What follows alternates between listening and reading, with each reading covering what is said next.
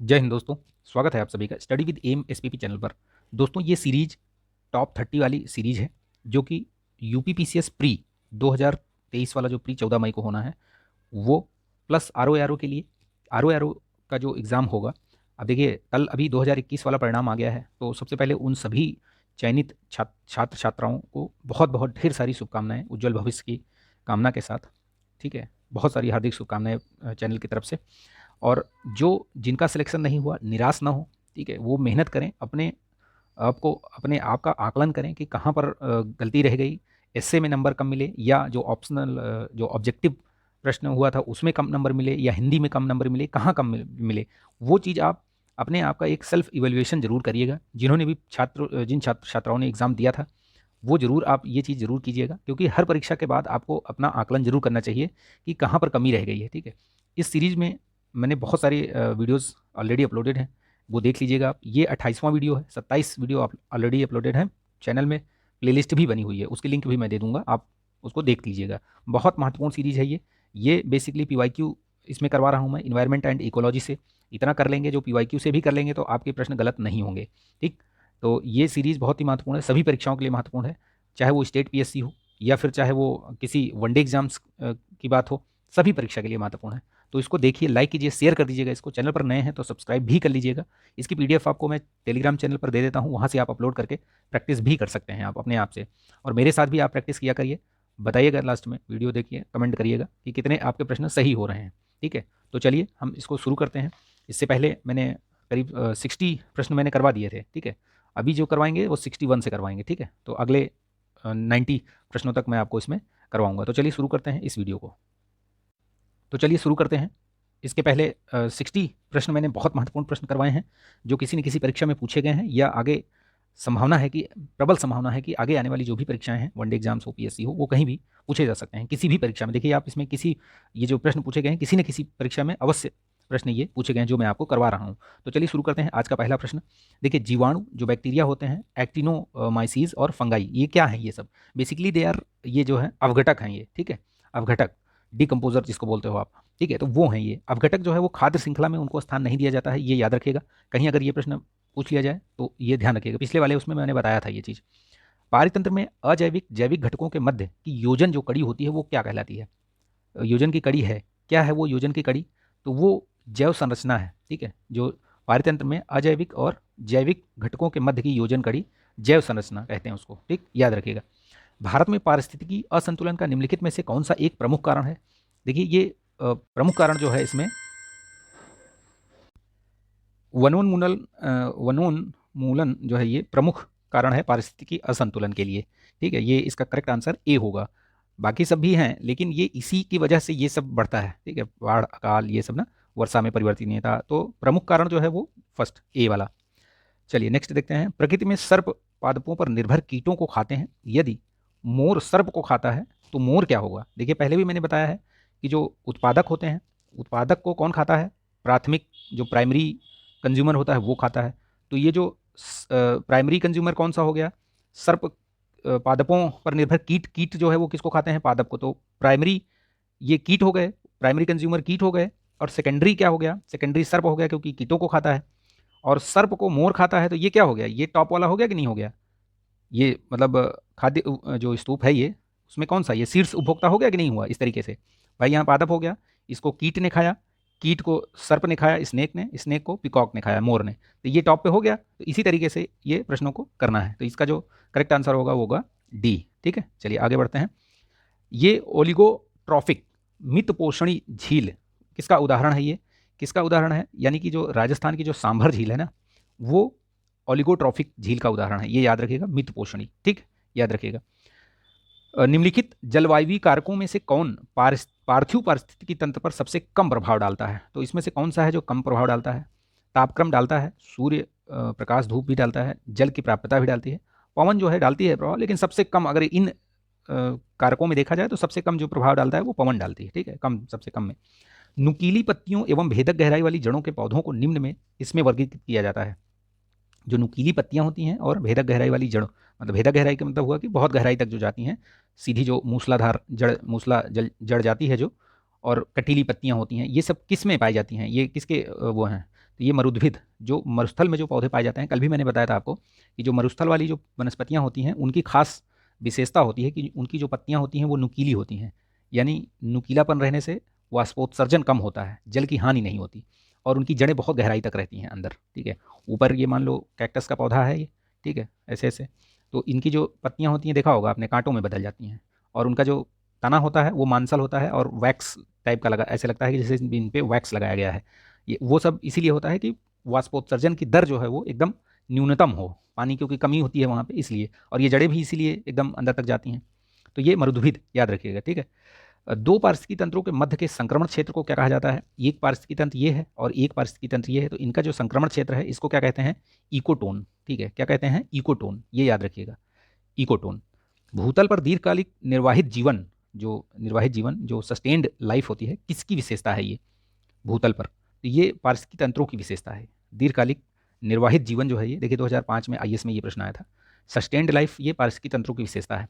बढ़ते पोषण स्तरों के साथ जीवों द्वारा किस जैविक प्रक्रम के माध्यम से ऊर्जा में प्रगामी क्षय यानी प्रोग्रेसिव लॉस होता है? तो किसके द्वारा होता है ये? तो आप देखिए जो श्वसन होता है, श्वसन के द्वारा ये प्रोग्रेसिव लॉस होता है, ठीक है, प्रगामी क्षय ऊर्जा का। सामान्य रूप से जो आहार श्रृंखला होती है, फूड चेन जो होती है, कितनी कड़ियाँ होती हैं उसमें? सामान्य रूप से पूछ रहा है इसमें, असामान्यता नहीं या कोई अपवाद स्वरूप हो वो नहीं। तो सामान्य जो है वो 4 होती हैं, ठीक है। कैसे? जो फूड चेन होती है, एक तो प्राइमरी मतलब एक तो ये प्रोड्यूसर होता है, उत्पादक जिसको बोलते हैं, उसके बाद प्राइमरी कंज्यूमर आता है, फिर सेकेंडरी कंज्यूमर आता है, फिर टर्शियरी। तो कितनी हो गई ये सामान्यता? ये 4 हो गई है, ठीक है। कितनी कड़ियाँ होती हैं? 4। तो ये याद रखिएगा, ये पूछा जाएगा, हो सकता है पूछ लिया जाए, तो इस चीज़ को ध्यान में रखिएगा, ठीक है। चलिए नेक्स्ट देखते हैं। पारिस्थितिकी तंत्र की उत्पादकता को प्रभावित तथा नियंत्रित करने वाले कारकों में सर्वाधिक महत्वपूर्ण क्या होता है? तो इसमें से जो सर्वाधिक महत्वपूर्ण कौन सा कारक होता है?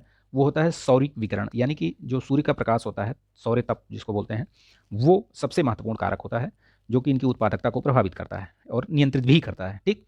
स्केलरोफाइट्स शब्द का प्रयोग किया जाता है किस प्रकार के पौधों या वनस्पतियों के लिए किया जाता है?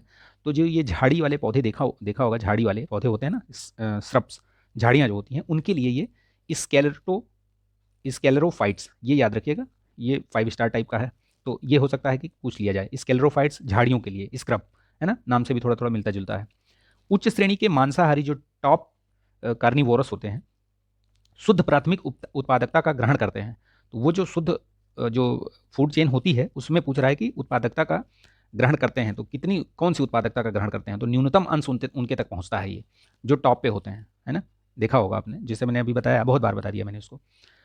निम्नलिखित में से कौन सत्य नहीं है? इसमें पूछा जा रहा है कि कौन सा सत्य नहीं है। तो गुण परिवर्तन की जो म्यूटेशन की जो प्रक्रिया होती है, उद्भवन यानी इवोल्यूशन के मौलिक पदार्थों का सृजन करती है, तो बिल्कुल सही है ये। लैंगिक प्रजनन के दौरान अनेक जीन प्रारूपों का उत्पादन होता है, बिल्कुल सही है। चयन प्रक्रिया की प्राथमिक प्रक्रिया चयन प्राकृतिक चयन की प्रक्रिया द्वारा उत्कृष्ट जीन प्रारूपों की आवृत्ति वृद्धि होती है, ये भी सही है। सुलभ पर्यावरण में कतिपय जीन के प्रारूपों को धारण करने वाले जीव अन्य प्रारूप को धारण करने वाले जीवों की तुलना में कम क्षमता होती है, तो ये नहीं है, ऐसा नहीं है, कम क्षमता नहीं होती है उनकी, तो ये वाला जो इसका करेक्ट आंसर होगा डी होगा, यानी ये सही नहीं है। मृदा में उपस्थित जल की कुल मात्रा को क्या कहा जाता है? तो ये होलार्ड कहा जाता है। क्या कहा जाता है? होलार्ड। जो जल में जल की उपस्थिति होती है मृदा में, उसकी कुल मात्रा को होलार्ड कहते हैं। महत्वपूर्ण है, ध्यान रखिएगा इस चीज़ को। किसी स्थान की आपेक्षिक आर्द्रता को ज्ञात करने का जो उपकरण होता है, जो उसको क्या कहा जाता है? जो उपकरण होता है उसको हाइग्रोमीटर कहते हैं, आपेक्षिक आर्द्रता, ठीक, याद रखिएगा। बालुकोद्भिद यानी साइक्रोमीटर, बालुकोद्भिद नाम से ही आपको समझ में आ रहा होगा, बालू, बजरी, रेत, इन सब में उगने वाले जो पौधे होते हैं, वनस्पतियाँ होती हैं, उनको क्या कहा जाता है? बालुकोद्भिद, ठीक है। संतुलित पारिस्थितिकी तंत्र के संदर्भ में निम्नलिखित में से कौन सा सत्य नहीं है, पूछ रहा है इसमें। तो देखिए कौन सा नहीं है सत्य। ऊर्जा और पादपों के निवेश और निर्गम में संतुलन होता है, तो ठीक है। जैव भू रासायनिक चक्र में भाग लेने वाले संचरणीय पदार्थों की तुलना में संचयित यानी स्टोर्ड पदार्थ अधिक होते हैं, बिल्कुल ठीक है। जैव भू रासायनिक तंत्रों की कार्यशीलता पारिस्थितिकी तंत्र की बाह्य दशाओं में होने वाले परिवर्तनों का प्रतिरोध करती है, बिल्कुल करती है प्रतिरोध। पारिस्थितिकी तंत्र में डायवर्सिटी के द्वारा तंत्र में होने वाली अस्थिरता बढ़ जाती है, बिल्कुल नहीं है, ये गलत है। अस्थिरता नहीं होती, विविधता बढ़ती है तो अस्थिरता नहीं होती, ठीक है, ये चीज़ गलत लिखा हुआ है इसमें। विविधता जितनी होगी उतना ही वो स्थिर होगा। बेकार सख्त भूमि में उगने वाले पौधों को क्या कहा जाता है? जो बेकार या सख्त भूमि में जो पौधे उगते हैं, जो वनस्पतियाँ उगती हैं, उनको क्या कहा जाता है? तो उनको कहा जाता है कर्सोफाइट्स। क्या कहते हैं उनको? कर्सोफाइट्स, ठीक है, ये याद रखिएगा। कर्सोफाइट्स कहते हैं उनको। बेकार और सख्त बूम में। शैलोद्भिद क्या है? शैलोद्भिद आपको मैंने पहले इसके पहले वाले उसमें क्लास में भी बताया था वीडियो में कि शैलोद्भिद हैं जो पहाड़ों पे पत्थरों पे उगते हैं जो वनस्पतियाँ, उनको शैलोद्भिद कहते हैं। बालकोद्भिद अभी मैंने बताया आगे पीछे वाले प्रश्न में। किस प्रकार के पिरामिड द्वारा विभिन्न पारिस्थितिकी तंत्रों की उत्पादकता का बोध होता है? तो जो उत्पादकता का बोध होता है वो जो ऊर्जा पिरामिड होता है बेसिकली, जो कि हमेशा सीधा रहता है, उसी से जो है ये पारिस्थितिकी तंत्रों की उत्पादकता, जो उनकी प्रोडक्टिविटी है, उसका बोध होता है। ये SBI PO में पूछा गया प्रश्न है। निम्नलिखित में से पारिस्थितिकी तंत्र का कौन सा एक जीवीय संघटक नहीं है? तो पहले भी मैंने बताया था आपको कि जो अपघटक होते हैं वो इसमें नहीं काउंट होते हैं। तो इसमें पूछ रहा है कि कौन सा एक जीवी संघटक नहीं है ना। तो जीवी संघटक इसमें वायु नहीं है, बाकी वनस्पतियां, जानवर और वायरस तो होते ही हैं। ठीक। 1985 से हर वर्ष भारत सरकार पहले सोमवार को विश्व हैबिटेट दिवस मनाती है। तो इसमें से कौन सा है जो मनाती है पहले से? तो अक्टूबर का जो फर्स्ट वीक होता सोमवार होता है उसमें ये विश्व हैबिटेट दिवस मनाती है। बैंक देखिए, यूनियन बैंक PO में पूछा गया प्रश्न है ये। ठीक।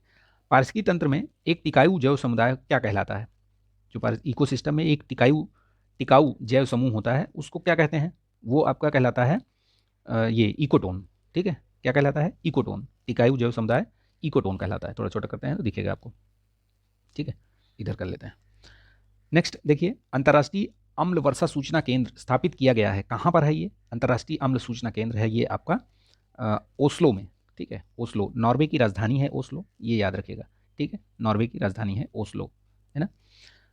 पारिस्थितिकी निकेत की संकल्पना को किसने प्रतिपादित किया था? तो ग्रीनेल्स ने किया था, ये याद रखिएगा। निकेत क्या होता है? बेसिकली निकेत होता है जैसे कोई पर्यावास है, पर्यावास, ठीक है, कोई पर्यावास है, वहाँ पे जो प्रजातियाँ हैं, जो प्रजातियाँ पाई जाती हैं, उनका जो फंक्शनल यूनिट होता है, जो कार्यात्मक इकाई होती है, उसी को हम निकेत कहते हैं या निक कहते हैं। ठीक, ये याद रखिएगा।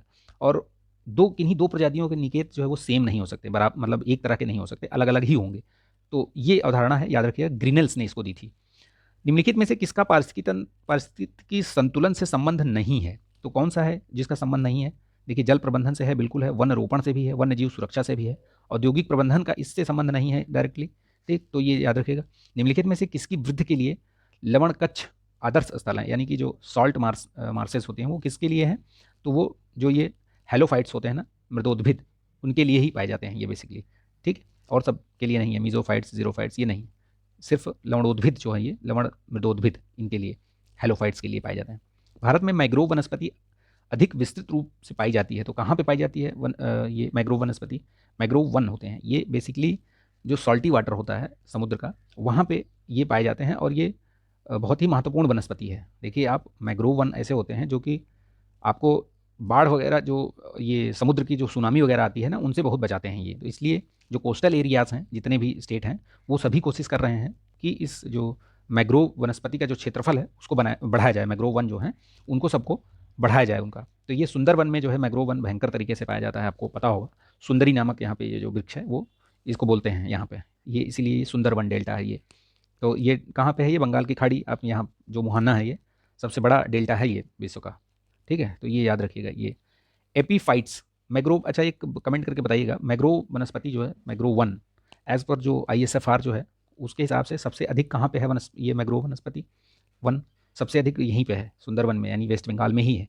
उसके बाद गुजरात में है। ठीक है, मैं बता दे रहा हूँ, उसके बाद गुजरात का नंबर आता है। ठीक, तो ये दोनों याद रखिएगा, ये पूछा जा सकता है। IFSR जो 2021 वाली रिपोर्ट आई थी उसमें मैंने कवर किया हुआ है, उसकी भी लिंक, उसका भी वीडियो बना हुआ है, आप देख सकते हैं। बहुत बढ़िया तरीके से मैंने समझाया है, चाहे वो यूपी का हो चाहे पूरे इंडिया का हो, सब दोनों अच्छे से समझाया है।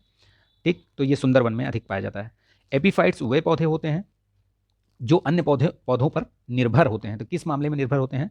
यांत्रिक अवलंबन के लिए बस। ठीक है, उनसे वो मतलब उनके ऊपर सिर्फ अवलंबन के लिए आश्रित होते हैं, ऐसा नहीं कि वो खाद्य पदार्थ के लिए आश्रित हों। तो ये आज के टॉप 30 प्रश्न रहे। आई होप कि आपको अच्छा लगा होगा। अच्छा लगा तो प्लीज़ इसको लाइक कीजिएगा, शेयर कर दीजिएगा दोस्तों में, और चैनल पर नए हैं तो सब्सक्राइब करके बेल आइकन जरूर प्रेस कर लीजिएगा ताकि वीडियो का नोटिफिकेशन आपको मिलता रहे। तो इसी तरीके से मैं आपको वीडियोज़ देता रहूँगा, एक दो वीडियोज़ आपको मिलते रहेंगे। आप अपनी तैयारी को धार दीजिए, पढ़ाई करते रहिए, टाइम मत ख़राब कीजिए। समय मिले तो आप जैसे पढ़ते पढ़ते ऊब जाएँ तो आप थोड़ा सा किसी मतलब अपने टॉपिक से, अपने सब्जेक्ट से हट करके कुछ पढ़ लें। कोई आप नॉवेल पढ़ लें, कोई कहानी पढ़ लें, कोई अच्छी किताब पढ़ लें, मोटिवेशनल स्पीच वगैरह देख लें, इस तरीके से। लेकिन टाइम अन्यथा व्यस्त, मतलब उसको ख़राब ना करें। ठीक है, क्योंकि समय जो है वो एक जैसे नदी होती है, नदी बह रही है, तो ये जो यहाँ पे आप मान लो यहाँ पे खड़े हो, तो यहाँ पे जो पानी आ रहा है इधर से, वो यहाँ पे फिर दोबारा नहीं आएगा, वो समय जो है वो पानी की तरह से बहता हुआ चला जा रहा है। मतलब एक बार बह गया तो ये पानी यहाँ फिर दोबारा वापस नहीं आएगा, तो ये याद रखिएगा, ठीक। इसलिए समय को बचा के उसका सही इस्तेमाल कीजिए, समय का सदुपयोग कीजिए। चलिए मिलेंगे नेक्स्ट वीडियो में, तब तक के लिए अपना ध्यान रखिए, स्वस्थ रहिए, मस्त रहिए, बिंदास रहिए। जय हिंद।